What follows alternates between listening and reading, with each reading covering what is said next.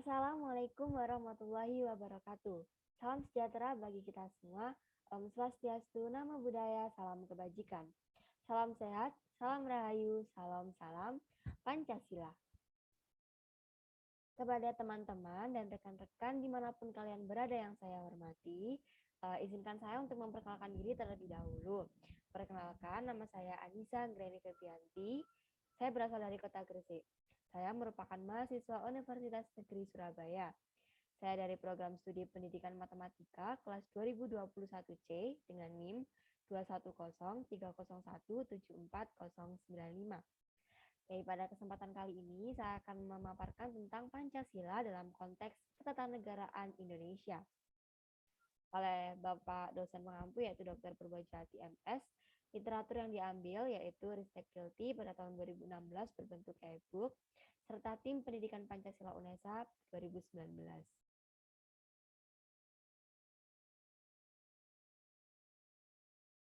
Daftar isi yang pertama ada pendahuluan, yang kedua Pancasila sebagai dasar negara, yang ketiga yaitu hubungan Pancasila dengan pembukaan Undang-Undang Dasar Negara Republik Indonesia atau dalam kurung Undang-Undang Dasar NRI tahun 1945. Yang keempat yaitu hubungan pembukaan UUD NRI 1945 dengan Proklamasi Kemerdekaan 17 Agustus 1945. Yang kelima, ada hubungan Pancasila dengan pasal-pasal Undang-Undang Dasar Negara Republik Indonesia 1945. Serta yang terakhir, yang keenam, yaitu ada sistem pemerintahan negara menurut Undang-Undang Dasar Negara Republik Indonesia pada tahun 1945 atau dalam kurung yaitu hasil amandemen 2002. Yang pertama adalah pendahuluan. Pancasila merupakan sumber nilai dan sumber norma dalam setiap aspek penyelenggaraan negara, serta sebagai landasan yang mengatur struktur ketatanegaraan sebagai sumber tata tertib hukum di negara Republik Indonesia. Konsekuensinya, seluruh peraturan perundang-undangan serta penjabarannya senantiasa berdasarkan nilai-nilai yang terkandung dalam sila-sila Pancasila. Dalam membahas negara dan ketatanegaraan Indonesia, mengharuskan kita meninjau dan memahami penafsiran, kedudukan dan peranan Pancasila, pembukaan Undang-Undang Dasar 1945, dan para pendiri dan pembentuk negara Republik Indonesia.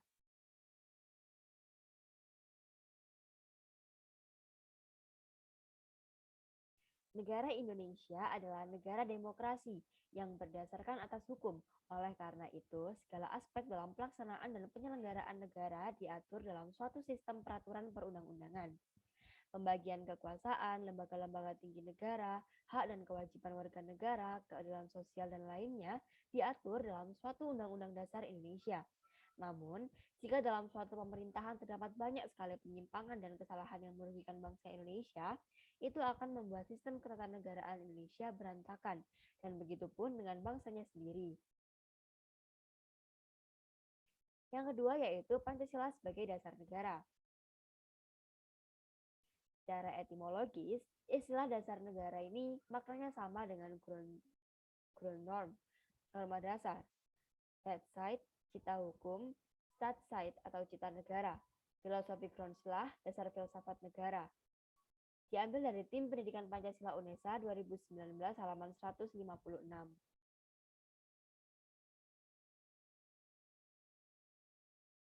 Dasar negara merupakan suatu norma dasar dalam penyelenggaraan bernegara yang menjadi sumber dari segala sumber hukum, sekaligus menjadi cita-cita hukum, baik tertulis maupun tidak tertulis dalam suatu negara. Demikian pula bangsa Indonesia, sejak tanggal 18 Agustus 1945 telah menetapkan Pancasila sebagai Weltanschauung atas dasar negara bagi negara bangsanya. Hal ini terbukti dengan adanya silai-silai termaktub dalam pembukaan Undang-Undang Dasar Negara Republik Indonesia 1945 pada alinea keempat yang menyebutkan negara Republik Indonesia yang berkedaulatan rakyat berdasarkan pada ketuhanan yang Maha Esa, kemanusiaan yang adil dan beradab, persatuan Indonesia, kerakyatan yang dipimpin oleh hikmat kebijaksanaan dalam permusyawaratan perwakilan, serta keadilan sosial bagi seluruh rakyat Indonesia. Kedudukan Pancasila sebagai dasar negara bagi bangsa Indonesia dapat digambarkan sebagai berikut. Pancasila, kemudian ada Undang-Undang Dasar 1945, ada batang tubuh Undang-Undang Dasar 1945, di bawah lagi ada TAP MPR, di bawah lagi ada undang-undang, kemudian ada peraturan pemerintah, dan ada peraturan daerah. Bisa dilihat seperti gambar yang ada di layar. Kemudian alasan Pancasila sebagai dasar negara. 1. Pancasila digali dari adat dan budaya bangsa Indonesia. 2. Pancasila memiliki potensi menampung kondisi dan sifat pluralistik bangsa. Yang ketiga, Pancasila menjamin kebebasan warga negara untuk beribadah menurut agama dan keyakinannya. Yang keempat, Pancasila memberikan landasan bagi bangsa Indonesia dalam mengantisipasi ancaman, tantangan, hambatan, dan gangguan dalam hidup bermasyarakat, berbangsa, dan bernegara. Yang kelima yaitu Pancasila menjadi potensi menjamin keutuhan NKRI. Yang keenam, Pancasila menjamin terwujudnya masyarakat yang adil dan makmur. Dan yang ketujuh yaitu Pancasila memberikan jaminan terselenggaranya demokrasi dan hak asasi manusia sesuai dengan adat dan budaya bangsa. Adapun makna Pancasila sebagai dasar negara. 1. Pancasila sebagai fondasi bagi pembentukan suatu negara. Yang kedua, Pancasila sebagai cipta negara dan cipta hukum yang berkembang menjadi stats fundamental norm, bersifat konstitusi dan regulatif. Yang ketiga, Pancasila sebagai sumber dari segala sumber hukum. Yang keempat, Pancasila menjiwai Undang-Undang Dasar Negara Republik Indonesia 1945 dalam mengatur penyelenggaraan negara serta menata kehidupan warga negara dalam bermasyarakat, berbangsa, dan bernegara. C yaitu hubungan Pancasila dengan pembukaan Undang-Undang Dasar Negara Republik Indonesia atau UUD NRI pada tahun 1945. Pancasila sebagai dasar filsafat negara Republik Indonesia secara yuridis formal tercantum dalam pembukaan UUD NRI 1945. Oleh karena itu, hubungan antara Pancasila dengan pembukaan UUD NRI 1945 bersifat timbal balik. Hubungan tersebut bersifat formal dan material. Diambil dari buku Tim Pendidikan Pancasila UNESA 2019 halaman 171. Pancasila tidak dapat terlepas dari pembahasan pembukaan Undang-Undang Dasar 1945. Hal ini dikarenakan dalam pembukaan Undang-Undang Dasar 1945 terdapat rumusan Pancasila yang secara formal diakui sejak ditetapkannya oleh pembentuk negara pada tanggal 18 Agustus 1945. Pembukaan UUD 1945 memuat asasi bagi kenegaraan dan tidak dapat diubah, sebagaimana yang telah diakui, dipertegas, dan dikuatkan oleh MPR. 1. Bahwa rumusan Pancasila sebagai dasar negara Republik Indonesia adalah seperti yang tercantum dalam pembukaan UUD 1945 alinea keempat. Yang kedua, bahwa pembukaan UUD 1945 berdasarkan pengertian ilmiah merupakan pokok kaedah negara yang fundamental dan terhadap tata tertib hukum Indonesia mempunyai dua macam kedudukan, yaitu A. Sebagai dasarnya, karena pembukaan UUD 1945 itulah yang memberi faktor-faktor mutlak bagi adanya tertib hukum Indonesia. B. Yaitu memasukkan dirinya di dalam tertib hukum sebagai tertib hukum tertinggi.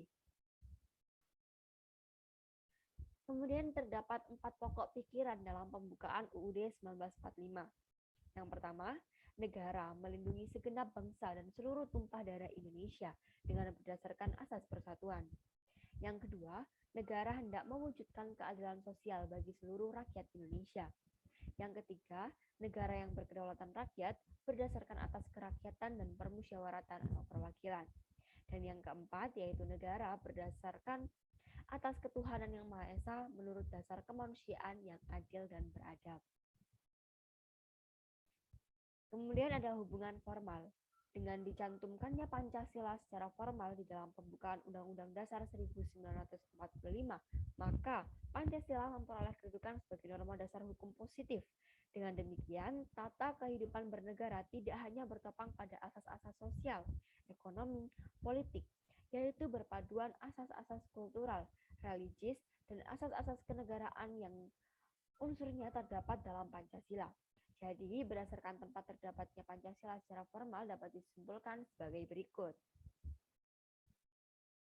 1. Bahwa rumusan Pancasila sebagai dasar negara Republik Indonesia adalah seperti yang tercantum dalam pembukaan Undang-Undang Dasar 1945 alinea keempat. 2. Bahwa pembukaan UUD 1945 berdasarkan pengertian ilmiah merupakan pokok kaidah negara yang fundamental dan terhadap tertib hukum Indonesia mempunyai dua macam kedudukan, yaitu A. Sebagai dasarnya karena pembukaan Undang-Undang Dasar 1945 itulah yang memberi faktor-faktor mutlak bagi adanya tertib hukum di Indonesia. Dan B. Memasukkan dirinya di dalam tertib hukum sebagai tertib hukum tertinggi. Yang ketiga, bahwa dengan demikian pembukaan Undang-Undang Dasar 1945 berkedudukan dan berfungsi selain sebagai mukadimah dan Undang-Undang Dasar 1945 dalam kesatuan yang tidak dapat dipisahkan. Juga berkedudukan hukumnya sebagai suatu yang bereksistensi sendiri, yang hakikat kedudukan hukumnya berbeda dengan pasal-pasalnya. Karena pembukaan Undang-Undang Dasar 1945 yang intinya adalah Pancasila tidak tergantung pada batang tubuh Undang-Undang Dasar 1945, bahkan sebagai sumbernya. Yang keempat, bahwa Pancasila dengan demikian dapat disimpulkan mempunyai hakikat, sifat, kedudukan, dan fungsi sebagai pokok kaidah negara yang fundamental, yang menjelmakan dirinya sebagai dasar kelangsungan hidup negara Republik Indonesia yang diproklamirkan pada tanggal 17 Agustus 1945. Yang kelima, bahwa Pancasila sebagai inti pembukaan Undang-Undang Dasar 1945.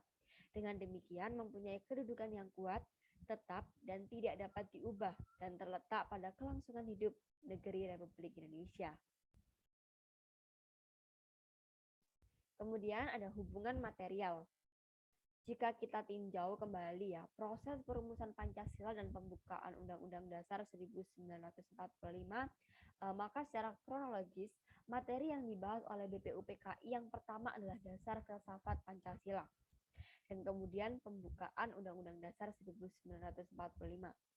Setelah pada sidang pertama pembukaan UUD 1945, BPUPKI membicarakan dasar filsafat negara Pancasila dan tersusunlah Piagam Jakarta yang disusun oleh Panitia 9.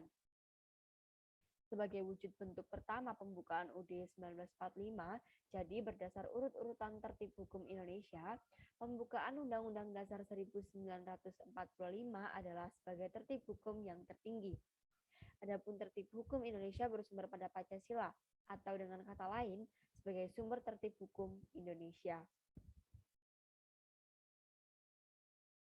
Ada masa yaitu Orde Lama. Pada masa Orde Lama, Pancasila ini dipahami berdasarkan paradigma yang berkembang pada situasi dunia yang diliputi oleh tajamnya konflik ideologi. Pada saat itu, kondisi politik dan keamanan dalam negeri diliputi oleh kekacauan, dan kondisi sosial budaya berada dalam suasana tradisional dari masyarakat terjajah menjadi masyarakat merdeka. Masa Orde Lama adalah pencarian bentuk implementasi Pancasila, terutama dalam sistem kenegaraan. Pancasila diimplementasikan dalam bentuk yang berbeda-beda pada masa Orde Lama. Kemudian ada periode pada tahun 1945 sampai 1950. Konstitusi yang digunakan pada saat itu adalah Pancasila dan Undang-Undang Dasar 1945 yang presidensial. Namun dalam praktek kenegaraan, sistem presidensial ini tidak dapat diwujudkan. Setelah penjajah dapat diusir, persatuan mulai mendapat tantangan.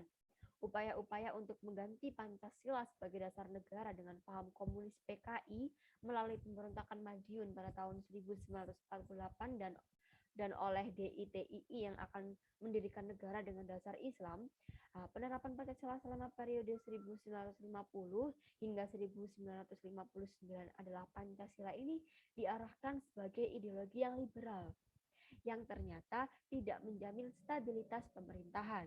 Nah, walaupun dasar negaranya tetap Pancasila, tetapi rumusan sila keempat bukan berjiwakan masyarakat mufakat, melainkan suara terbanyak.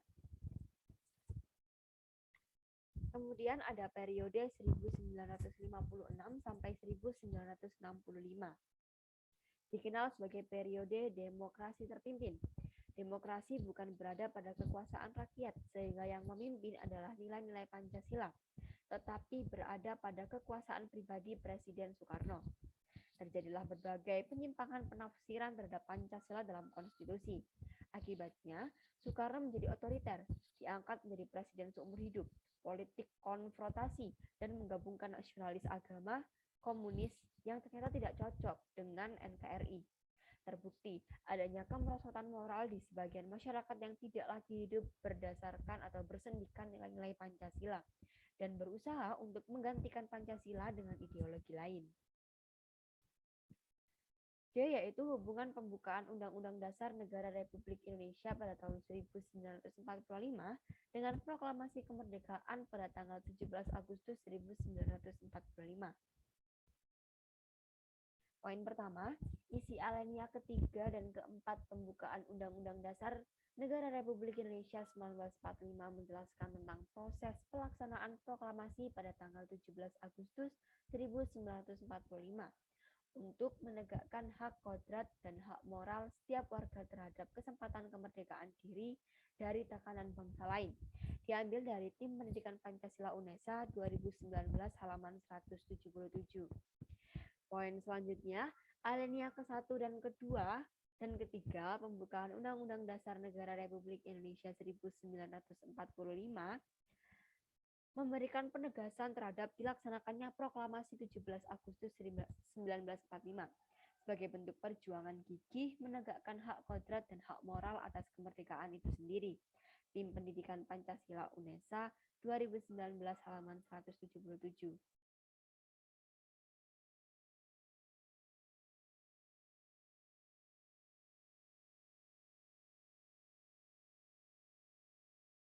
Hubungan pembukaan Undang-Undang Dasar 1945 dengan proklamasi kemerdekaan 17 Agustus 1945. Makna dan isi dalam naskah proklamasi kemerdekaan Republik Indonesia pada tanggal 17 Agustus 1945 adalah sebagai berikut.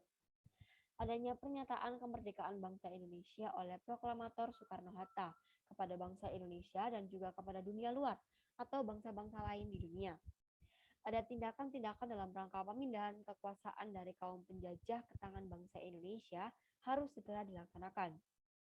Tanda petik, mulai saat ini kita menyusun negara kita, negara merdeka, negara Republik Indonesia merdeka, kekal dan abadi. Pidato Insinyur Soekarno sesaat setelah proklamasi kemerdekaan pada tanggal 17 Agustus 1945. Berpegang pada keseluruhan isi, pengertian yang terkandung dalam pembukaan, maka dapat ditentukan letak dan sifat hubungan antara proklamasi dan pembukaan UUD 1945. Letak hubungan antara proklamasi dan pembukaan yaitu sebagai berikut. 1.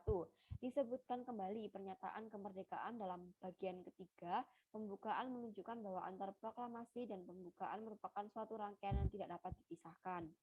2. Ditetapkannya pembukaan pada tanggal 18 Agustus 1945 bersama-sama ditetapkannya UUD, Presiden dan Wakil Presiden merupakan realisasi bagian kedua proklamasi. Yang ketiga, pembukaan hakikatnya merupakan pernyataan kemerdekaan yang lebih terperinci dengan memuat pokok-pokok pikiran, adanya cita-cita luhur yang menjadi semangat mendorong ditegakkannya kemerdekaan.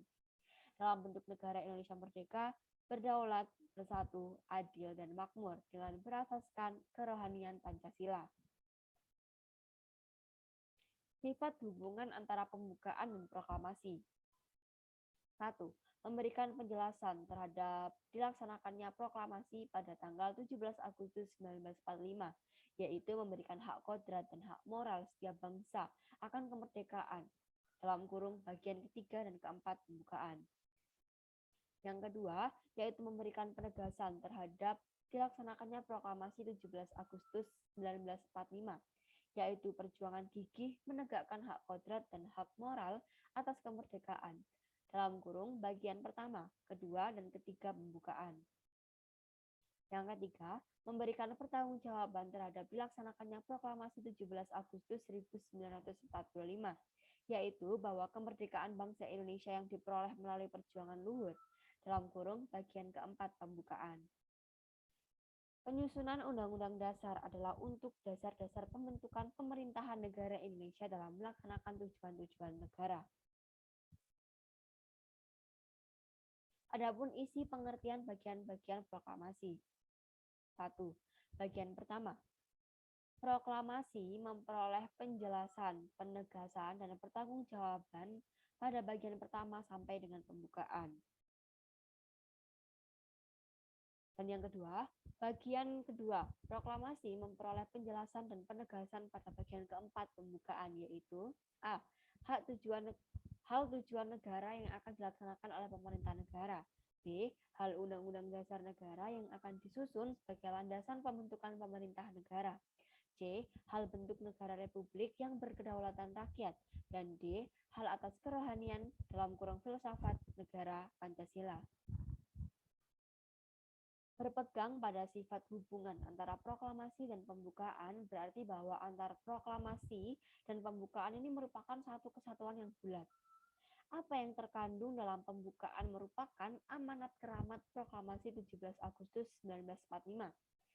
Dalam Warsono dalam Darmo Diharjo pada tahun 1991 halaman 196. Adapun makna pembukaan Undang-Undang Dasar 1945. Alinea pertama yaitu keteguhan bangsa Indonesia dalam membela kemerdekaan melawan penjajah dalam segala hal. Alinea kedua, kemerdekaan yang dicapai oleh bangsa Indonesia merupakan hasil perjuangan pergerakan melawan penjajah. Alinea ketiga, motivasi spiritual yang luhur bahwa kemerdekaan kita adalah berkat rahmat Allah SWT atau Allah yang Maha Kuasa. Yang keempat, kemerdekaan bangsa Indonesia yang disusun dalam suatu Undang-Undang Dasar 1945. Makna Proklamasi Kemerdekaan 17 Agustus 1945. Proklamasi kemerdekaan yang dikumandangkan oleh Bapak Insinyur Soekarno dan Muhammad Hatta memiliki makna bahwa bangsa Indonesia telah menyatakan kepada dunia luar maupun kepada bangsa Indonesia sendiri bahwa sejak saat itu bangsa Indonesia telah merdeka. Makna Proklamasi Kemerdekaan 11 Agustus 1945, merdeka dalam bidang politik, merdeka dalam bidang ekonomi, dan merdeka dalam bidang kebudayaan. Hubungan Proklamasi Kemerdekaan dan pembukaan UUD 1945. Proklamasi Kemerdekaan 17 Agustus 1945 merupakan salah satu sumber hukum bagi negara Indonesia dan menjadi landasan hukum bagi pengesahan Undang-Undang Dasar UUD 1945. Proklamasi kemerdekaan mempunyai hubungan yang sangat erat, tidak dapat dipisahkan, dan merupakan satu kesatuan dengan Undang-Undang Dasar 1945, terutama dalam pembukaan Undang-Undang Dasar 1945. Proklamasi kemerdekaan dengan pembukaan Undang-Undang Dasar 1945 merupakan suatu kesatuan yang bulat. Apa yang terkandung dalam pembukaan undang-undang merupakan suatu amanat yang luhur dan suci dari Proklamasi Kemerdekaan 17 Agustus 1945. Yaitu hubungan Pancasila dengan pasal-pasal Undang-Undang Dasar NRI 1945.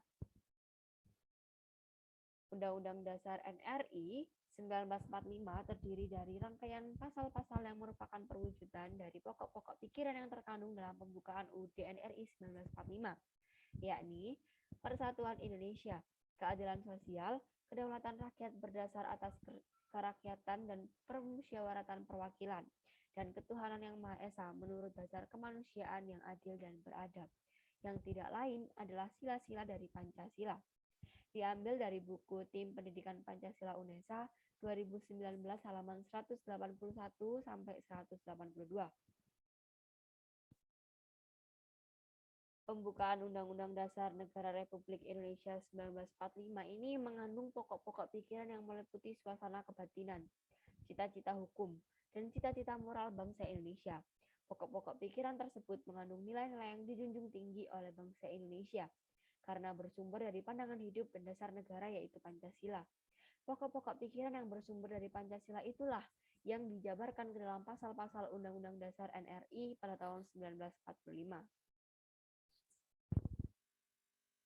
Pasal-pasal dalam Undang-Undang Dasar 1945 adalah penjabaran dari pokok-pokok pikiran yang ada dalam pembukaan Undang-Undang Dasar NRI.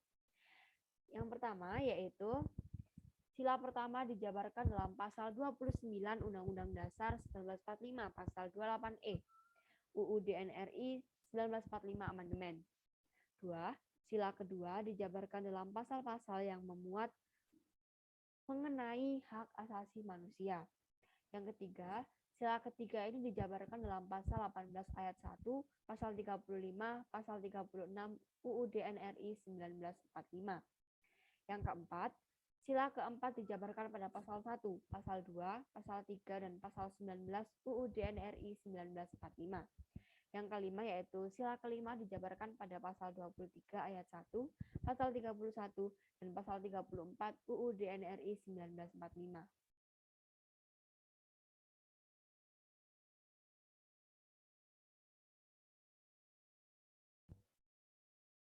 Pancasila, sila pertama, yaitu ketuhanan yang Maha Esa. Pasal 29, 1, ayat 1, yaitu negara berdasar ketuhanan yang Maha Esa. Ayat 2, negara menjamin kemerdekaan tiap-tiap penduduk untuk memeluk agamanya masing-masing dan untuk beribadah menurut agamanya dan kepercayaan itu. Penjelasannya yaitu, dalam sila pertama dapat kita ketahui bahwa bangsa Indonesia adalah bangsa yang beragama. Warga negara Indonesia bebas untuk memilih agamanya masing-masing dan beribadah menurut ajaran agamanya. Pasal 28E, Amandemen ayat 1, yaitu setiap orang bebas memeluk agama dan beribadah menurut agamanya, memilih pendidikan dalam pengajaran, memilih pekerjaan, memilih kewarganegaraan, memilih tempat tinggal di wilayah negara, dan meninggalkannya, serta berhak kembali. Penjelasannya yaitu sama seperti pada pasal 29. Pasal ini menuliskan bahwa setiap orang ini bebas untuk memeluk agama dan beribadah menurut agamanya. Pasal ini merupakan pasal tentang hak asasi manusia pada bab ke-10A. Intinya adalah di Indonesia kebebasan dalam beragama seharusnya terjamin tanpa paksaan karena menyangkut HAM. Jika terdapat paksaan maka itu sudah melanggar HAM atau hak asasi manusia. Pancasila sila kedua yaitu kemanusiaan yang adil dan beradab. Pasal 27 ayat 1.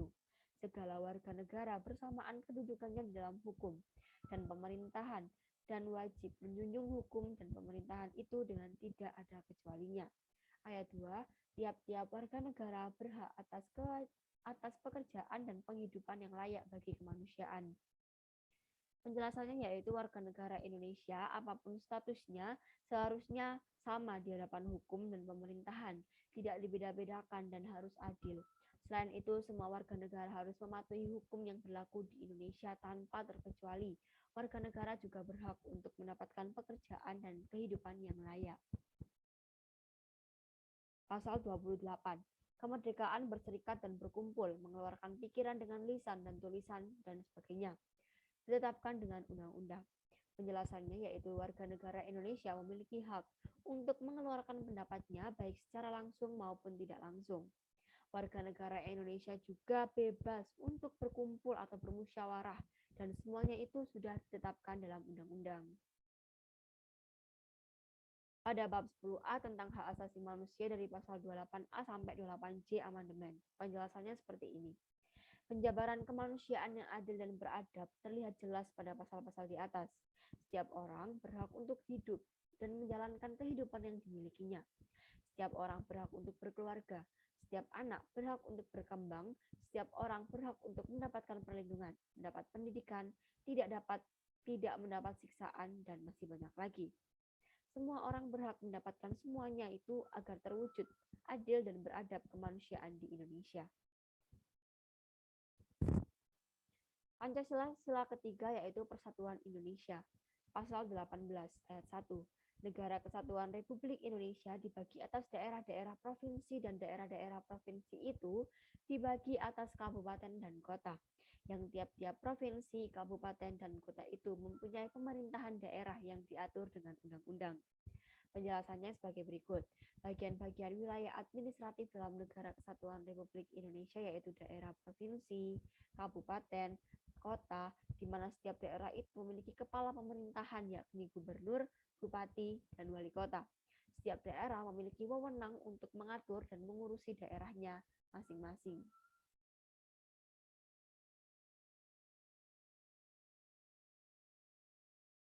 Pasal 35. Bendera negara Indonesia ialah sang saka merah putih. Penjelasannya, bendera Indonesia hanya satu, yaitu merah putih. Di semua daerah di Indonesia, semua bendera negara sama, yaitu merah putih. Jika bukan, maka itu bukan bendera negara Indonesia.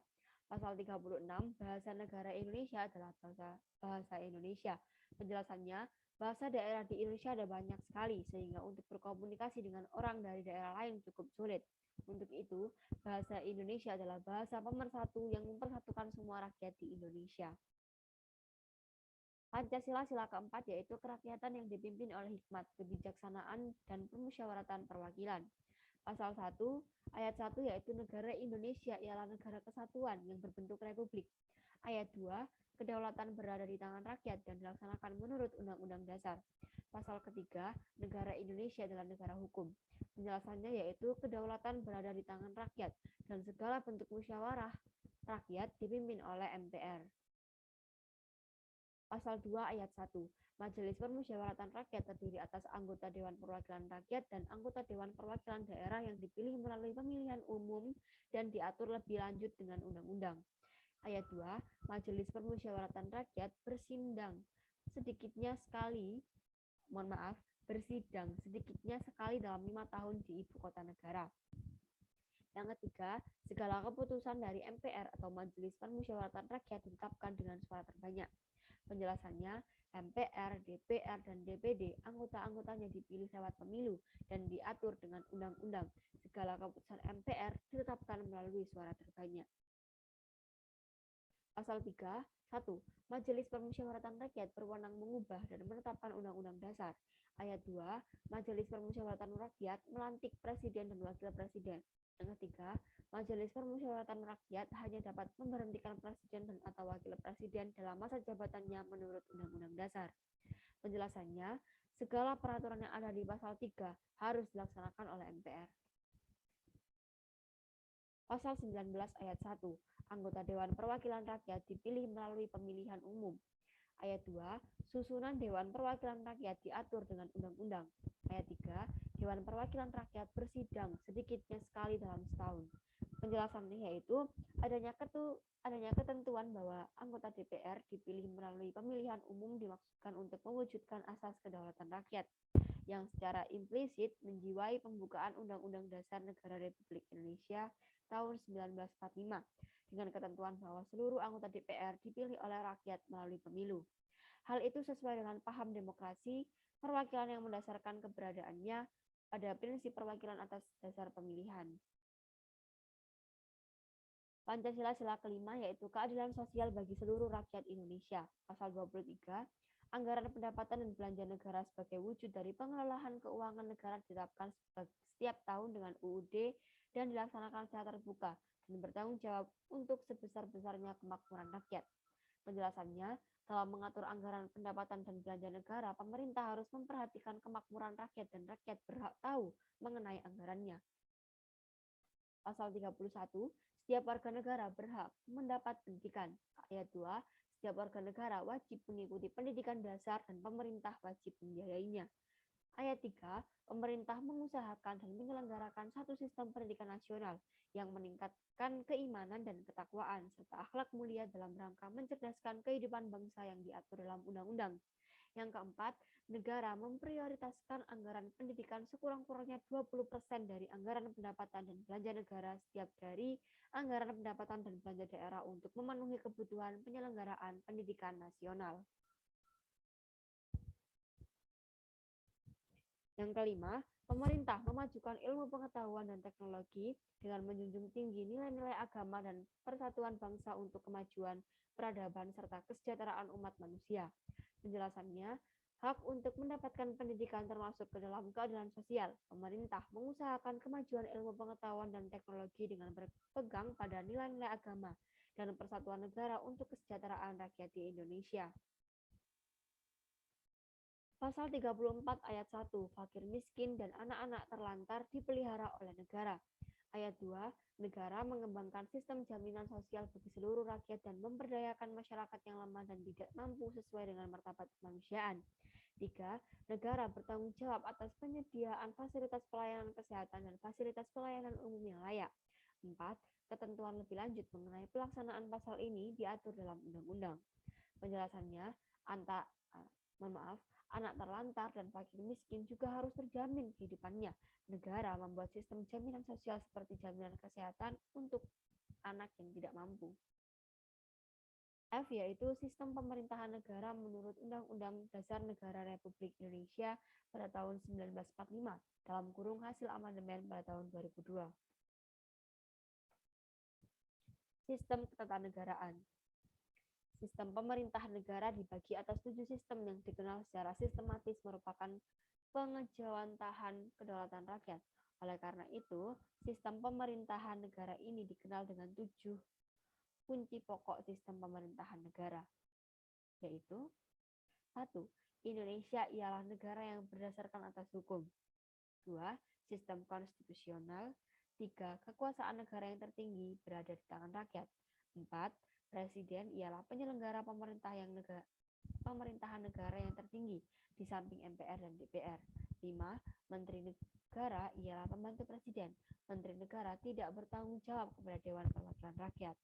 Yang keenam, kekuasaan kepala negara tidak terbataskan. Yang ketujuh, lembaga-lembaga dalam sistem ketatanegaraan menurut UUD NRI 1945 sebelum dan sesudah diamandemenkan. Dari Tim Pendidikan Pancasila UNESA 2019, halaman 199 hingga 203. Indonesia ialah negara yang berdasarkan atas hukum, Rechtsstaat.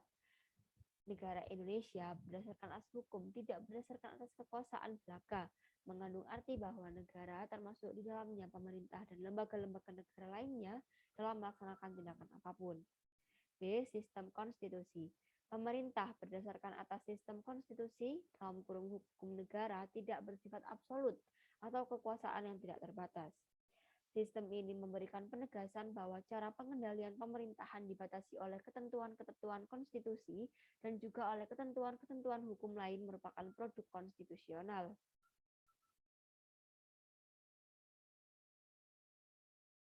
C. Presiden ialah menyelenggarakan pemerintahan negara yang tertinggi di samping MPR dan DPR. Berdasarkan UUD 1945 hasil amandemen 2002, Presiden penyelenggara pemerintahan tertinggi di samping MPR dan DPR karena Presiden dipilih langsung oleh rakyat. UUD 1945 pasal 6A ayat 1, jadi menurut UUD 1945 ini Presiden tidak lagi merupakan mandataris MPR, melainkan dipilih oleh rakyat. D. Presiden tidak bertanggung jawab kepada DPR. E. Menteri negara ialah pembantu Presiden. Menteri negara tidak bertanggung jawab kepada DPR. Presiden dalam melaksanakan tugas dibantu oleh Menteri-Menteri Negara. Pasal 17 ayat 1 hasil amandemen. F. Kedudukan kepala negara tidak terbatas. Meskipun kepala negara tidak bertanggung jawab kepada DPR, ia bukan diktator. Artinya kekuasaan yang tidak terbatas. Di sini Presiden adalah sudah tidak lagi merupakan mandataris MPR, namun demikian ia tidak dapat membubarkan DPR atau MPR. Negara Indonesia adalah negara hukum. Negara hukum berdasarkan Pancasila, bukan berdasarkan kekuasaan. Sistem pemerintahan negara menurut UUD 1945 hasil amandemen 2002. Sistem pemerintahan negara Indonesia sebelum amandemen dijelaskan secara terperinci dan sistematis dalam Undang-Undang Dasar 1945. Sistem pemerintahan negara Indonesia ini dibagi atas 7 yang secara sistematis merupakan pengejawantahan kedaulatan rakyat. Oleh karena itu, sistem pemerintahan ini dikenal dengan 7 kunci pokok sistem pemerintah negara. Seperti yang sudah saya jelaskan tadi, sistem pemerintahan negara menurut Undang-Undang 1945 setelah amandemen dijelaskan sebagai berikut. Indonesia negara berdasarkan atas hukum, sistem konstitusional, kekuasaan negara tertinggi di tangan rakyat, Presiden penyelenggara pemerintah negara tertinggi selain MPR dan DPR, Presiden tidak bertanggung jawab kepada DPR, dan Menteri Negara ialah pembantu Presiden. Menteri Negara tidak bertanggung jawab kepada DPR. Yang ketujuh, kekuasaan kepala negara tidak terbatas.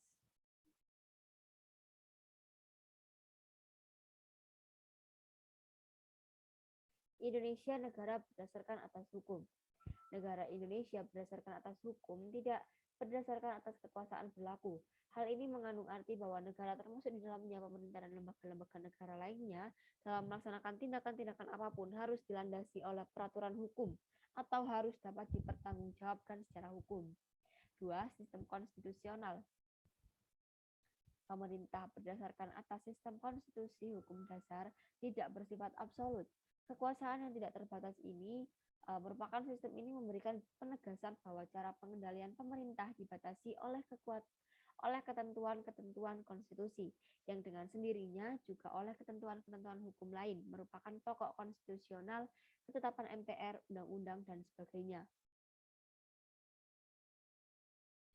3. Kekuasaan negara tertinggi di tangan rakyat. Sistem kekuasaan tertinggi sebelum dilakukan amandemen dinyatakan dalam penjelasan UUD 1945 sebagai berikut. Kedaulatan rakyat dipegang oleh suatu badan bernama MPR sebagai penjelmaan seluruh rakyat Indonesia. Namun, menurut Undang-Undang Dasar 1945 hasil amandemen 2002, kekuasaan tertinggi di tangan rakyat dan dilaksanakan menurut Undang-Undang Pasal 1 dan Ayat 2. MPR merupakan MPR menurut UUD 1945 hasil amandemen 2002 ini hanyalah memiliki kekuasaan untuk melakukan perubahan undang-undang, melantik presiden dan wakil presiden, serta memberhentikan presiden atau wapres sesuai masa jabatan atau jikalau melanggar suatu konstitusi. 4. Presiden menyelenggara pemerintah negara tertinggi selain MPR dan DPR. Kekuasaan presiden menurut Undang-Undang Dasar 1945 sebelum dilakukan amandemen, presiden ialah penyelenggara pemerintah negara yang tertinggi. Berdasarkan UUD 1945 hasil amandemen 2002, presiden merupakan penyelenggara pemerintah tertinggi di samping MPR dan DPR karena presiden dipilih langsung oleh rakyat. Undang-Undang 1945 pasal 6A ayat 1.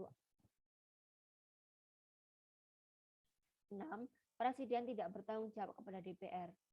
Sistem ini menurut UUD 1945 sebelum amandemen dijelaskan dalam penjelasan UUD 1945. Namun dalam UUD 1945 setelah amandemen 2002 juga memiliki isi yang sama, yaitu presiden harus bekerja sama dengan dewan, akan tetapi presiden tidak bertanggung jawab kepada dewan, artinya kedudukan presiden tidak bergantung pada dewan. 6. Menteri negara ialah pembantu presiden. Menteri negara tidak bertanggung jawab kepada DPR. Sistem ini dijelaskan dalam Undang-Undang Dasar 1945, hasil amandemen 2002 maupun dalam penjelasan Undang-Undang 1945 sebagai berikut. Presiden dalam pelaksanaan tugas pemerintahannya dibantu oleh menteri-menteri negara. Pasal 17 ayat 1 Undang-Undang Dasar 1945 hasil amandemen. Menteri-menteri negara tersebut tidak bertanggung jawab kepada Dewan Perwakilan Rakyat. Kedudukannya tidak tergantung kepada Dewan Perwakilan Rakyat. 7. Kekuasaan kepala negara tidak terbatas. Sistem ini dinyatakan secara tidak eksplisit dalam Undang-Undang 1945 hasil amandemen 2002. Dalam sistem kekuasaan kelembagaan negara, presiden tidak lagi merupakan mandataris MPR, bahkan sejajar dengan DPR dan MPR. Hanya jikalau presiden melanggar UU ataupun UUD, maka MPR dapat melakukan impeachment.